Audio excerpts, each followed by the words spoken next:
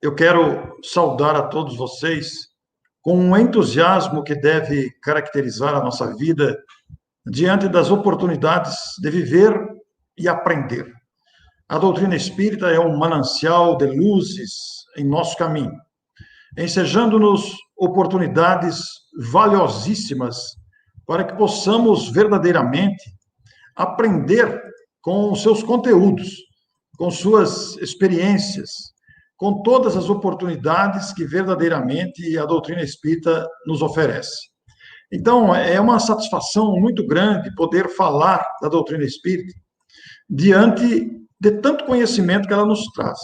Todos nós nos reconhecemos como aprendizes, entre aspas, capengas ainda, mas aprendizes, convidados ao exercício dessas virtudes trazidas pela compreensão, pelo conhecimento da proposta de Jesus.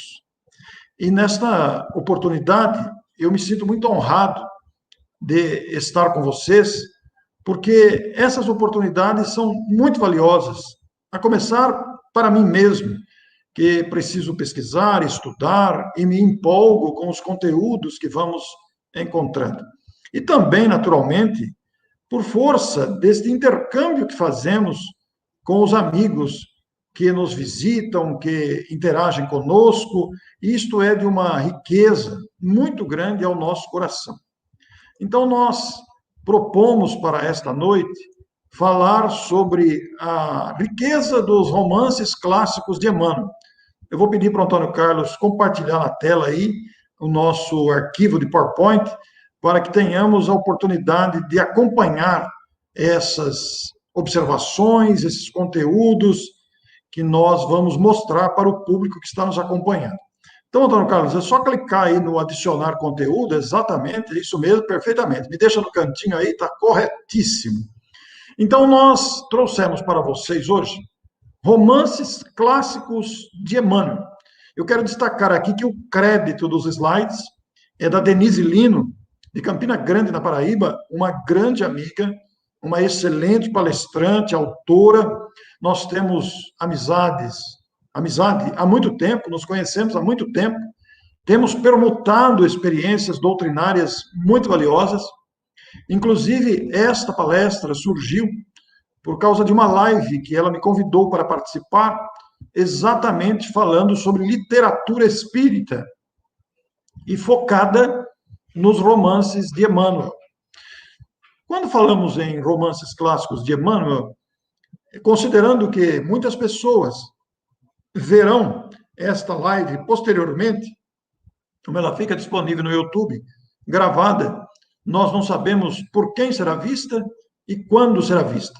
Então, nós temos que considerar que vão ocorrer de pessoas que não conhecem Emmanuel, não conhecem o que vamos falar agora, e talvez tenham pela primeira vez conhecimento desse conteúdo. Então, aqueles que já conhecem, não se sintam de forma alguma desprestigiados.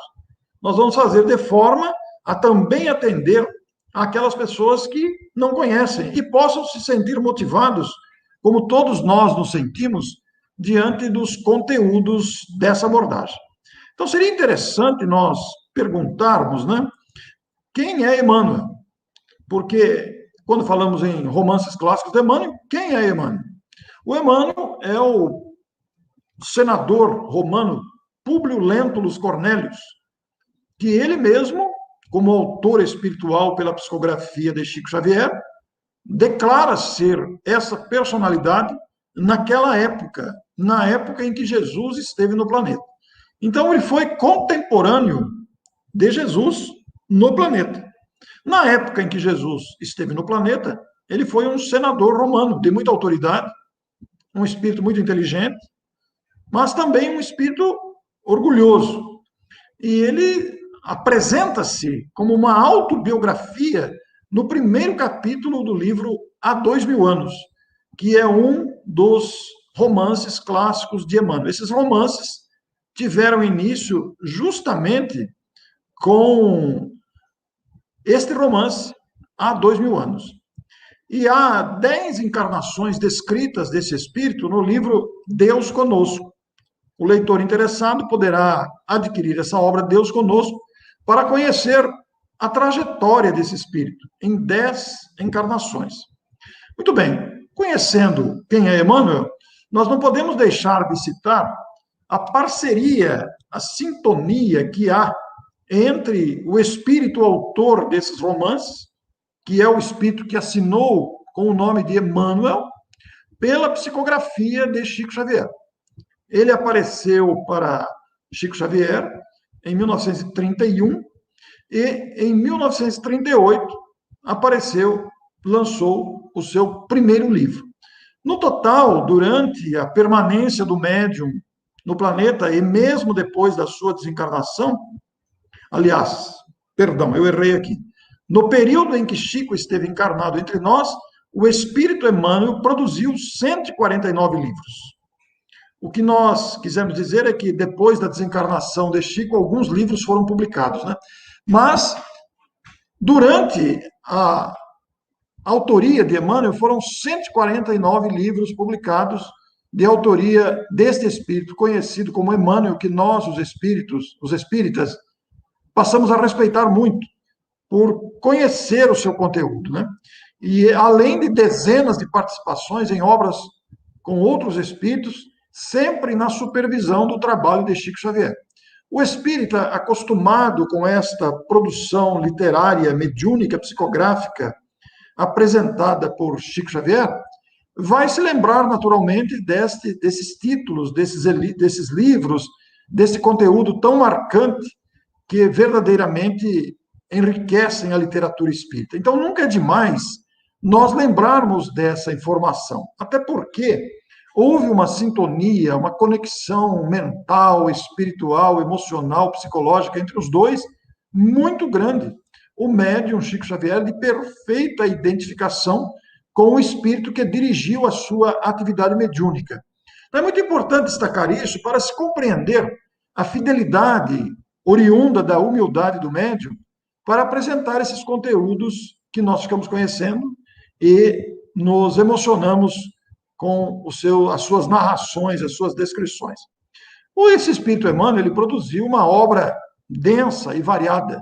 Esses 149 livros, eles se diversificaram através do tempo, através de muitas obras, desde as obras mais densas, como os romances clássicos, que é objeto da nossa observação de hoje, até os livros de mensagens compactas, de mensagens curtas, de parágrafos curtos, e mesmo mensagens avulsas que depois foram introduzidas nesses livros. Nós temos aí uma trajetória representando esta variedade literária do Espírito Emmanuel.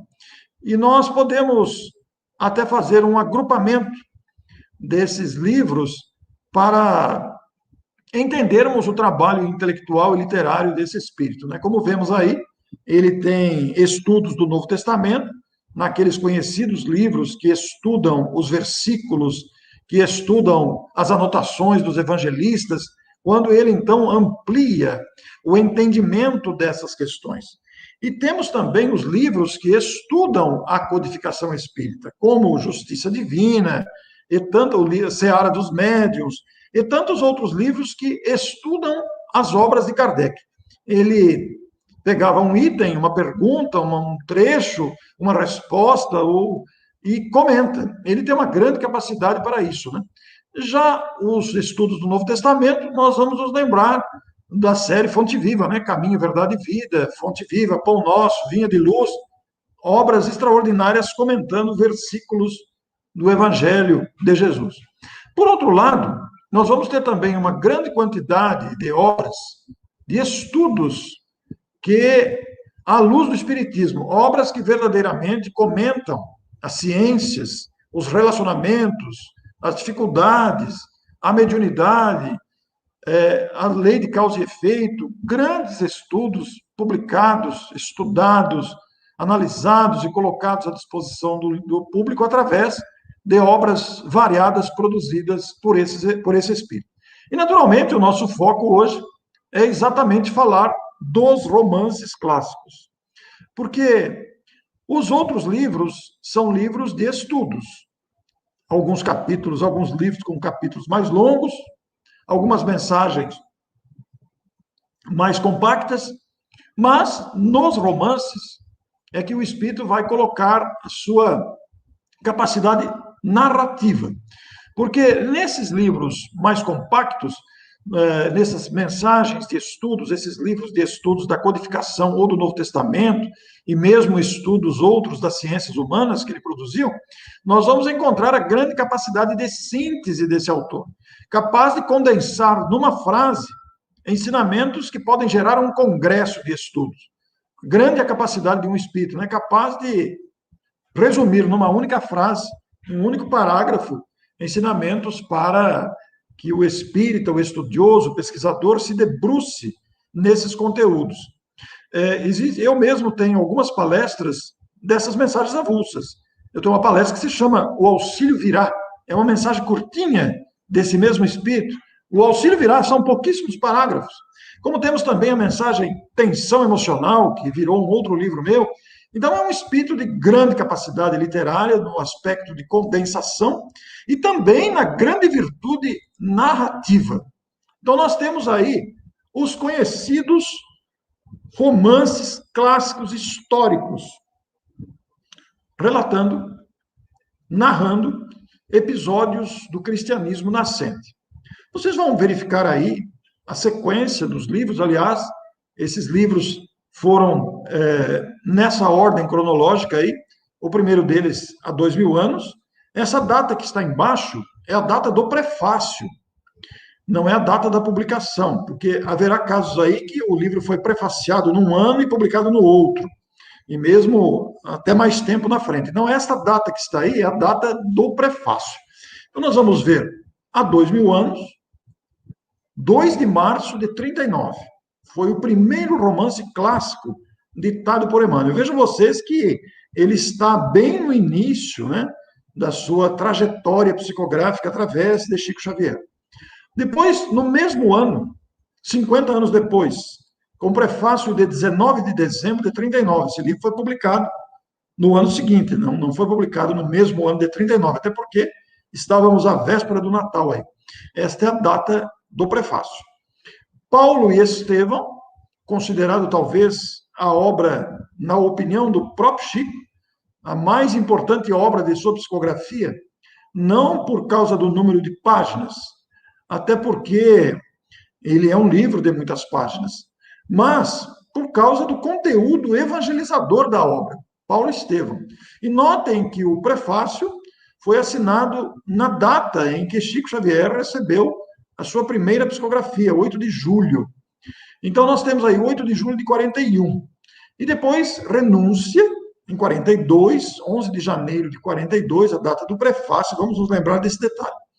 E Ave Cristo, que foi o último desses romances, com data de 18 de abril, data de O Livro dos Espíritos, em 1953. Se a gente parar para prestar atenção, há um detalhe muito significativo aí, né? O livro Paulo Estevão está fazendo 80 anos, agora em 2021. Isso vai ensejar, por iniciativa de muitos companheiros do movimento espírita, nos próximos meses aí, comemorações justificadas, muito justas, porque o livro Paulo Estevão é um marco na psicografia de Chico Xavier. Pelo aspecto histórico do encontro de Saulo com Jesus, né? A transformação de Saulo em Paulo. Então, são livros extraordinários.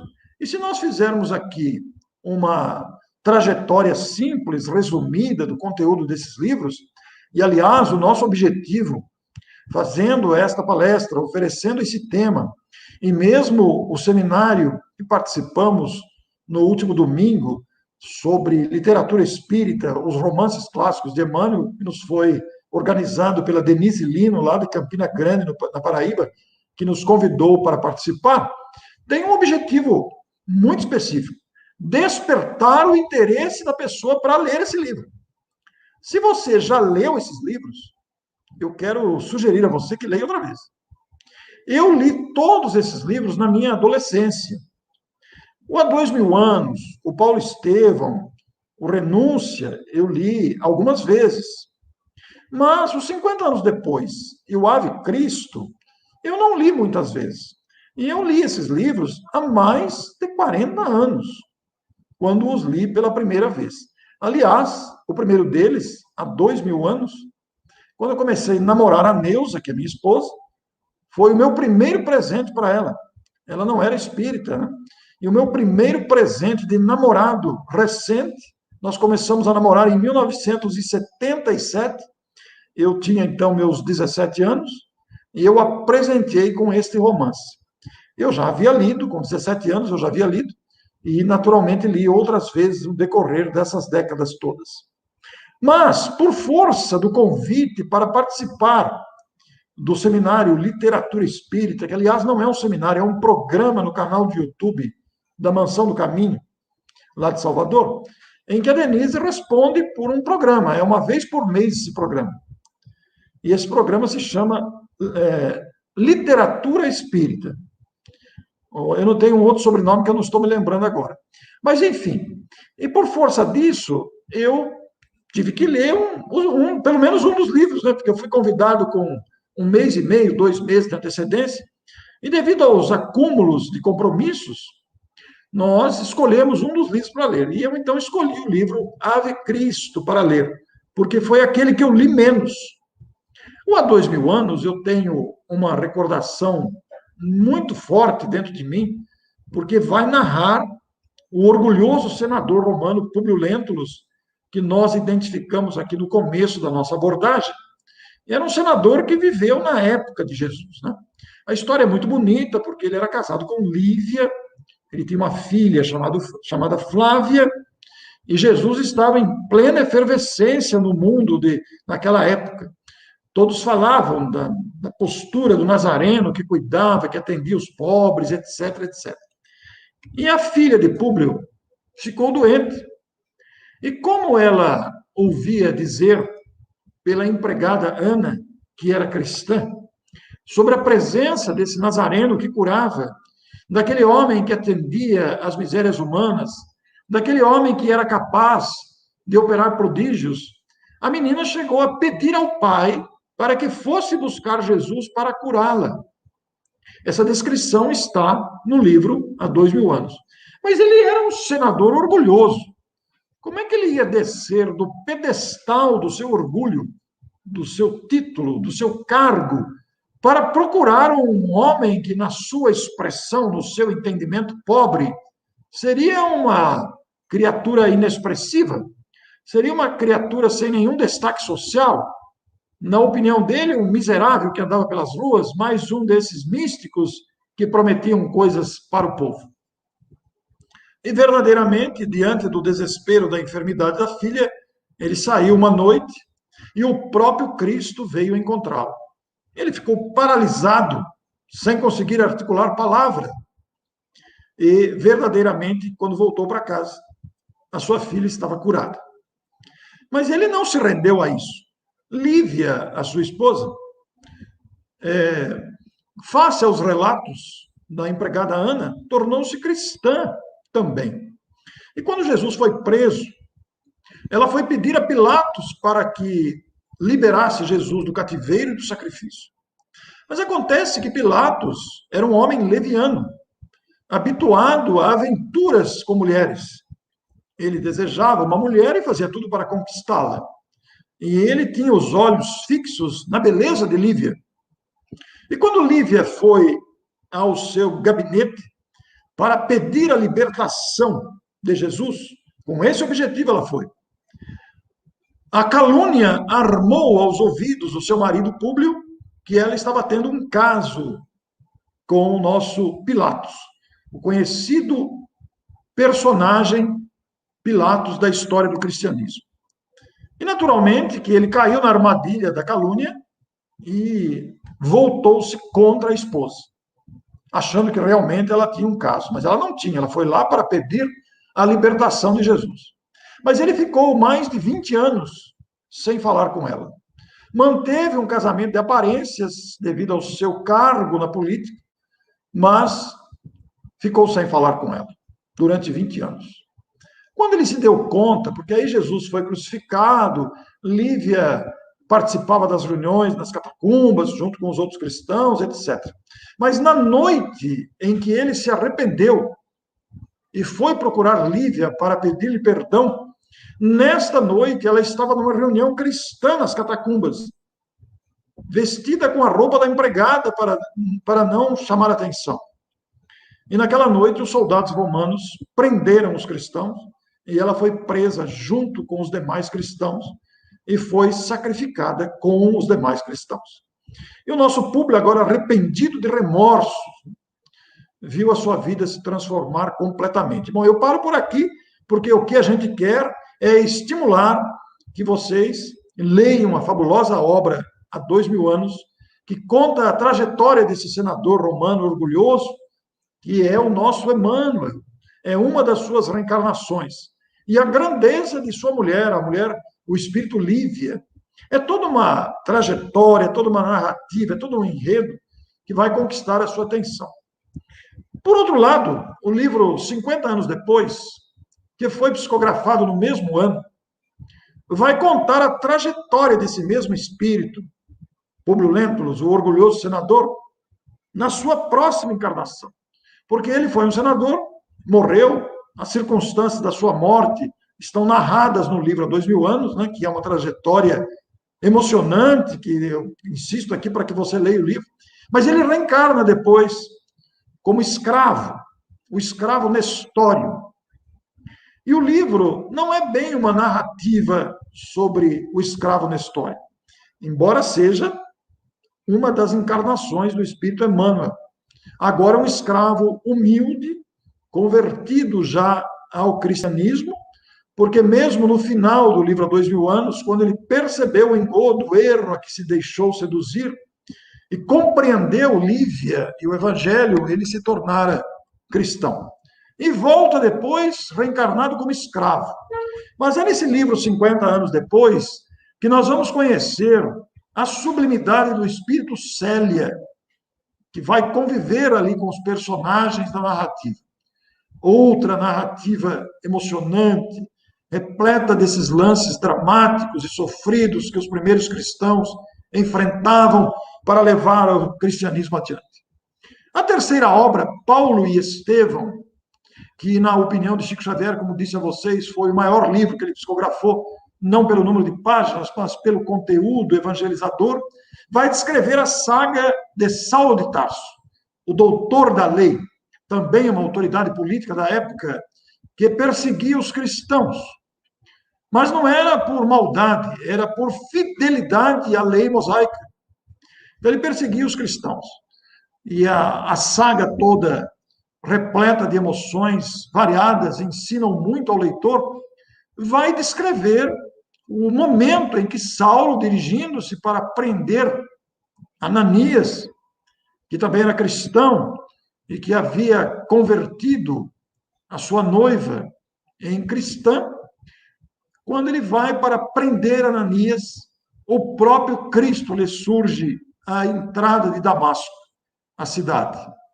E ele, então, tem um encontro pessoal com o Cristo, fica cego, e num gesto de extrema humildade, como já é conhecido, quando ele se deu conta de que ali estava diante da pergunta: que queres que eu... Quem sois? E Jesus, em espírito, respondeu: eu sou Jesus. E então ele cai em si, dos seus próprios equívocos interpretativos do Evangelho, e faz a clássica pergunta: o que queres que eu faça, Senhor? E Jesus, então, o orienta para seguir até a cidade, onde seriam dadas novas instruções. E ali surgia uma criatura diferente naquele instante. O político, orgulhoso, comandante, intransigente, é, então, derrubado do seu orgulho e verdadeiramente tem um encontro que mudou completamente a sua vida. A história prossegue, naturalmente, agora depois de um período no deserto, trabalhando como teceleiro, que era a sua profissão, tecelão, ele então se transforma no grande Paulo de Tarso, o maior vulto do cristianismo após o próprio Cristo. E sem dúvida, depois, na sequência, nós temos Renúncia. Renúncia vai mostrar a grandeza, a sublimidade do espírito Alcione, que vem ao planeta, ela que pertencia a um planeta mais elevado do que a Terra, vem ao planeta para recuperar seus amados que aqui batiam a cabeça. E como o próprio livro ensina, no título, é um livro de renúncias aos caprichos, aos prazeres, para o ideal de servir. O personagem Alcione, que já estava dispensada de reencarnações no planeta Terra, pede autorização, recebe autorização e renasce no planeta, enfrentando desprezo, perseguição, calúnia, todo tipo de discriminação, para então salvaguardar os seus queridos. Como veem vocês, estou fazendo uma digressão rápida, uma síntese de cada obra, porque é impossível descrever os lances e os ensinos constantes de cada obra. No entanto, a última delas, que é a Ave Cristo, que foi um romance que li há pouco tempo, justamente me preparando para a live de literatura espírita, romances clássicos de Emmanuel, que motivou essa palestra.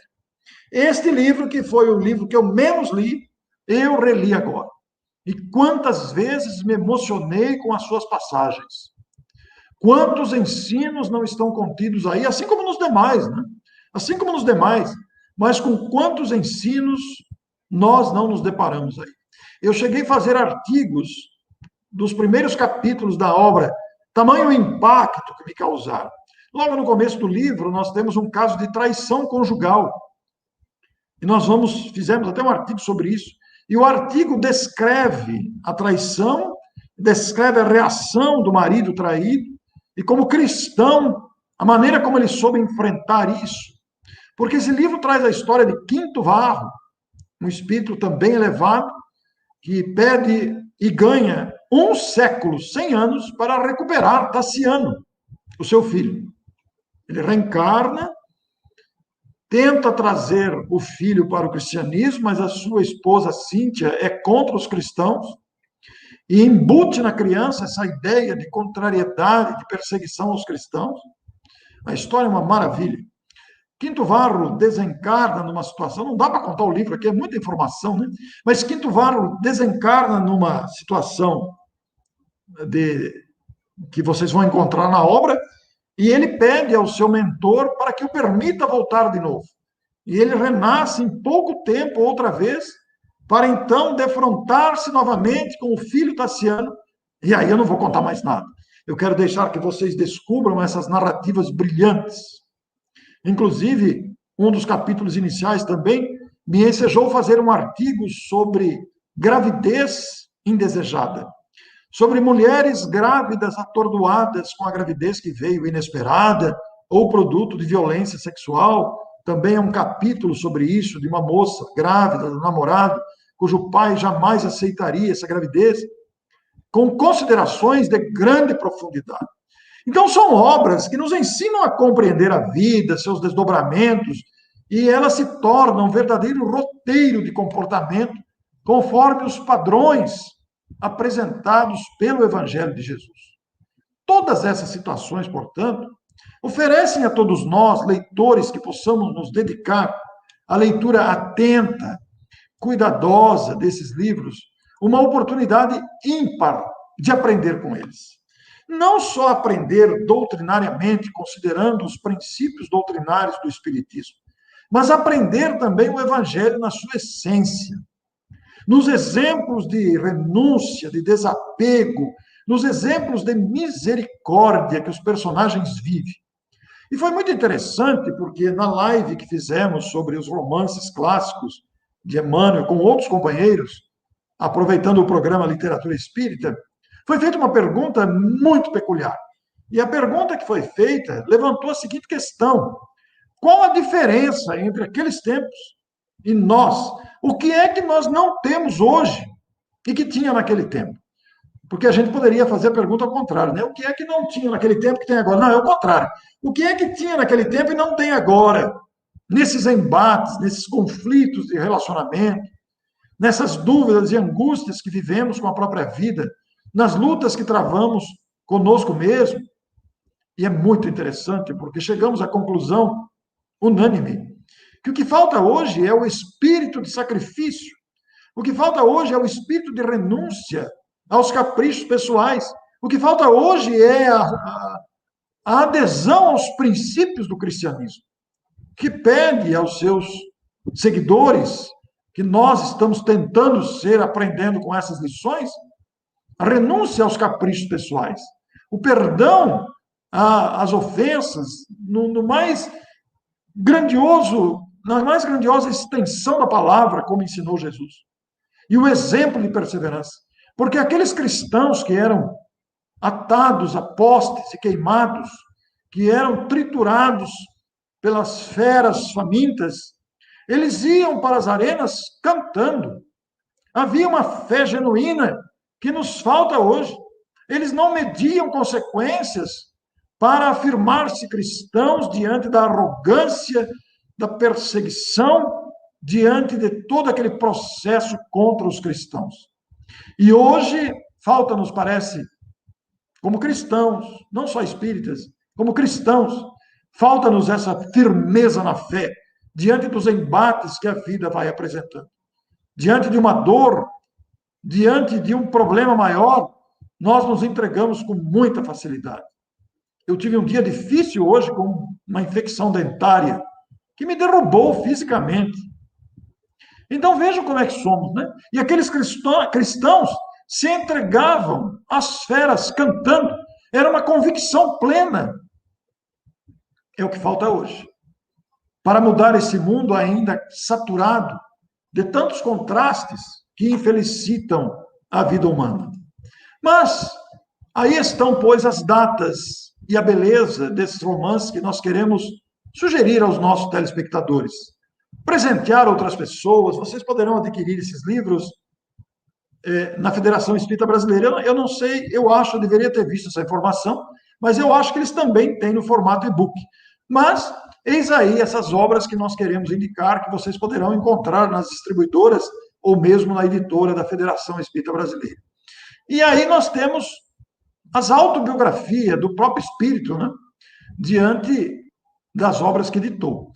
No livro Há 2000 anos, o Espírito Emmanuel retrata a sua encarnação como senador Públio Lentulus. No livro 50 anos depois, ele é o escravo Nestório. No livro Ave Cristo, que eu acabei de citar, ele é Basílio, um personagem que vai comover o leitor pelos seus exemplos, pela sua renúncia, pela sua dedicação ao bem, pela vivência plena do Evangelho na própria vida. E no livro Renúncia, nós vamos ter o Padre Damiano, aquele padre amigo, aquele aconselhador nos dramas que os personagens se envolvem. Vejam vocês que aí não está o livro Ave Cristo, aliás, perdão. Aí não está o livro, qual o livro que está faltando aí? Vou voltar aqui Aí não está o livro Paulo Estevão, porque no livro Paulo Estevão, o Emmanuel não se faz presente, ele apenas faz a narrativa. Mas nessas 4 obras, são 4 reencarnações desse espírito que nós aprendemos a respeitar, a admirar e aprender com ele. E sem dúvida nenhuma, a psicografia incontestável de Chico Xavier, Paulo e Estevão. Esta obra ímpar, incomparável. Este livro que, além de narrar a saga de Saulo de Tarso e o exemplo de Estevão, que foi assassinado pelo próprio cunhado, sem que soubesse que era o seu cunhado, né? Estevão foi assassinado por Saulo de Tarso. É toda uma história que se desenvolve ali, trazendo a trajetória desses espíritos envolvidos nesse drama. Eram espíritos dedicados ao Evangelho e que enfrentavam naturalmente a perseguição, que enfrentavam o preconceito contra o Evangelho de forma muito abrangente. Então, o livro Paulo e Estevão, que, como dissemos, a maior obra de psicografia de Chico Xavier, na opinião dele mesmo, traduz esses ensinamentos. E eu fiz uma descoberta recente, muito interessante. Um amigo da cidade de Juiz de Fora, o nosso querido Wanderson, que é da cidade de Juiz de Fora, ele é um grande pesquisador do livro Paulo e Estevão. E ele fez uma seleção, digamos, uma pesquisa. Ele fez uma pesquisa de bastante profundidade e descobriu que o livro Paulo e Estevão contém 10.305 frases. Imagine você selecionar numa pesquisa apropriada, numa pesquisa feita com cuidado, silenciosamente, continuada, e catalogar 10.305 frases que estão no livro Paulo Estevão, que é um livro de muitas páginas, como sabem vocês, né? É um livro grosso. Eu estou aqui com uma das edições, e este livro, Paulo e Estevão, traduz todos esses ensinamentos. Esse livro, Paulo e Estevão, que está em minhas mãos, que é uma edição especial, é uma edição de 2002. A original foi publicada em 1941, embora o seu prefácio foi no próprio 1941 mesmo. Então, este livro, essa edição que eu tenho em mãos, ele contém 600 páginas. Imagine você, 600 páginas, 10.305 frases. É muito conteúdo. E nós sabemos que as frases trazidas por espíritos dessa categoria, espíritos dessa têmpera, espíritos dessa categoria, traduzem sabedoria. Por isso, cada um desses livros, e especialmente o livro Paulo Estevão, que é um livro referência da mediunidade psicográfica de Chico Xavier, cada frase dessa dá uma palestra. Imagine vocês. E este amigo Anderson, que eu descobri recentemente, ele é de Juiz de Fora, é um pesquisador discreto, silencioso, e eu descobri esse trabalho dele. E agora ele está selecionando, dentre essas 10.300 frases, imaginem vocês, algumas frases, digamos, 10, 20 ou 30, para fazermos um trabalho sobre o conteúdo dessas frases, destacando o seu conteúdo para tirar dali o que está embutido nas frases. Porque esses espíritos são capazes desses prodígios. Numa frase, eles embutem ensinamentos de grande alcance. E são capazes de sintetizar uma experiência de vida. São capazes de sintetizar uma orientação. São capazes de sintetizar orientações variadas. Aliás, eu vou pedir licença aqui, vou me afastar um pouquinho rapidamente aqui, eu quero mostrar uma coisa para vocês. Eu e Neuza temos utilizado esse livro aqui, de manhã. Toda manhã, depois do café, a gente está sentado à mesa, nós temos aqui um livro de Emmanuel. Esse livro foi editado pelo Instituto de Difusão Espírita e se chama Meditações Diárias. E nós estamos nos surpreendendo com o conteúdo das mensagens curtas de Emmanuel que aqui estão. Porque uma frase, ela diz muita coisa.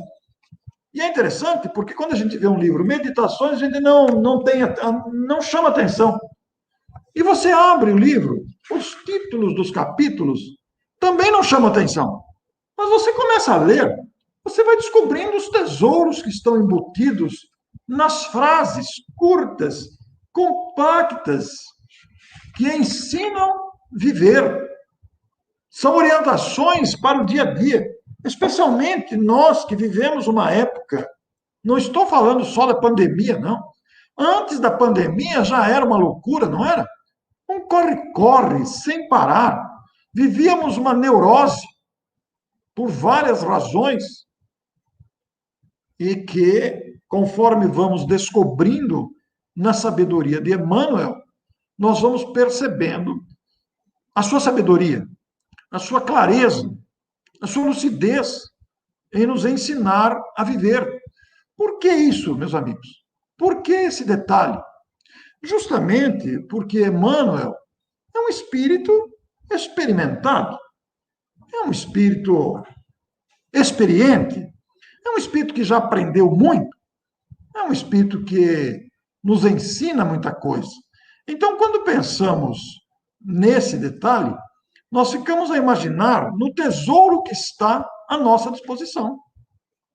Quando nos referimos ao livro Paulo e Estevão, o nome, para quem não conhece, talvez pouco diga, mas comecemos a folhear as suas páginas.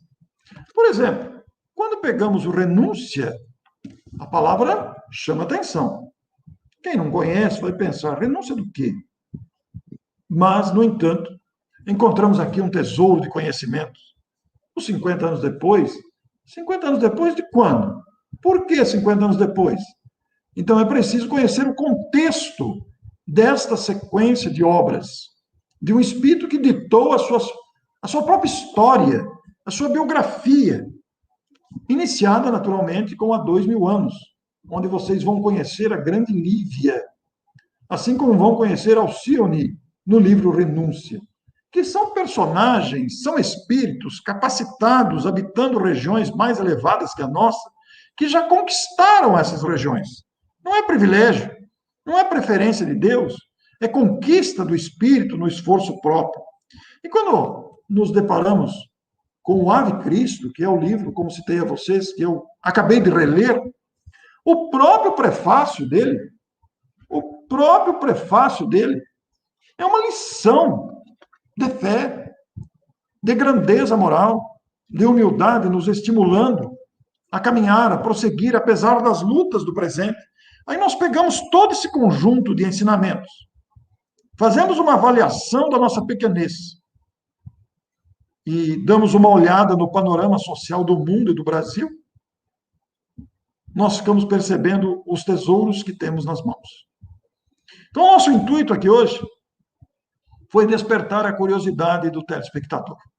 Para aqueles que conhecem, para aqueles que já leram essas obras, eu quero estimular que você leia novamente, porque verdadeiramente vai lhe tocar outra vez o coração, diante da grandeza desses livros, dos seus textos.